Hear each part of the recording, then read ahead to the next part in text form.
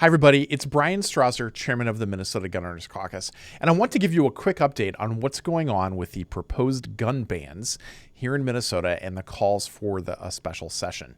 Now, as you know, for 5 weeks now, the governor of Minnesota has been calling for a special session specifically to deal with gun control. What's top of mind for him is a ban on so-called assault weapons and high-capacity magazines. And again, I'm using his language here.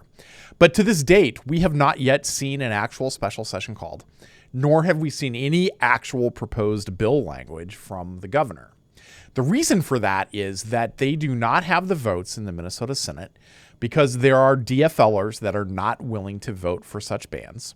And of course, in the House, where there is split control between the Republicans and the Democrats, and the Republicans holding the speaker position, there is no support from the Republicans to move these bills forward. So in the Senate, we've got DFLers that don't want to vote for this, along with Republicans. In the House, we have the House Republicans at a tie, not being willing to move forward on any of these bills.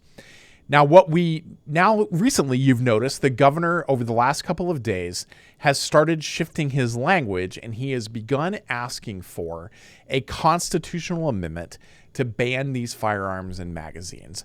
Because in his mind, the polling is over 50%, and if he puts it on the ballot, then people will vote for it.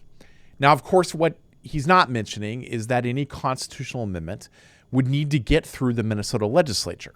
It has to be voted on by the House and Senate and passed before it can be put on the ballot as a constitutional amendment. Here's why they're doing this, and here's what they're not telling you. What they're going to try to do is they're going to use this constitutional amendment idea to provide political cover to people like Rob Kupek and Grant Housechild and Eric Putnam and Judy Seeberger, and perhaps some other DFLers who haven't been willing, as we understand it, to vote for bans on assault weapons and high-capacity magazines, but might be willing to say, well, I think we should just put it on the ballot for people to vote on. And they're going to try to spin that as they didn't vote for it, they just voted for people to have a voice. So that's the political scheming, the political manipulation, the political cover that the governor is trying to do so that he can find a way to ram through his gun control agenda. So now you know what's going on. I want you to make sure that you tell your legislators that you see this scheme. You see exactly what they're trying to do, and you will interpret any vote for a constitutional amendment to prohibit firearms of any kind, to ban any guns or magazines, as them voting for it, because that's exactly what they're doing.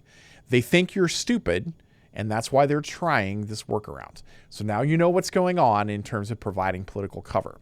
What I need you to do is go to our action center at gunowners.mn/action and tell your legislators, your senator, your representative, and Governor Walz that you do not support this gun control workaround that they're trying, and that you'll see any of this as a vote to ban firearms, because that is exactly what they're doing. Thank you for all of your support. Make sure you like and share this video, and we'll keep you informed as things continue to evolve.